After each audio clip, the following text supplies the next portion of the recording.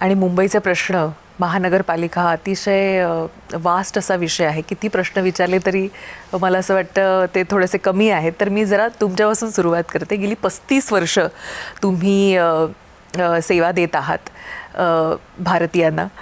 ह्या प्रशासकीय सेवेच्या प्रवासाबद्दल आम्हाला नक्कीच ऐकून घ्यायला आवडेल.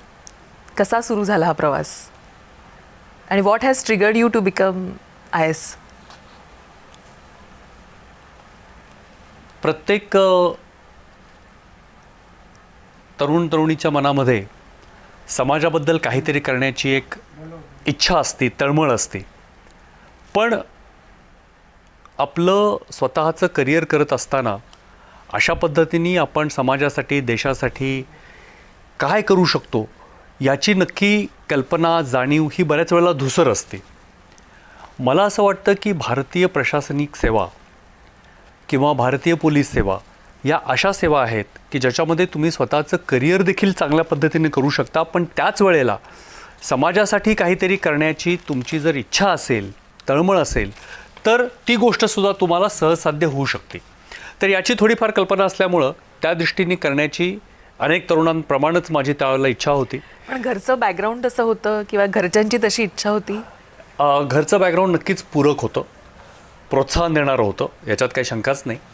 आणि त्याचा अर्थातच ज्या वेळेला स्पर्धात्मक परीक्षांच्या मध्ये तुम्ही यशस्वी होण्यासाठी धडपडता त्यावेळेला घरच्या लोकांचा पाठिंबा, सहभाग असणं हे फार महत्त्वाचं असतं.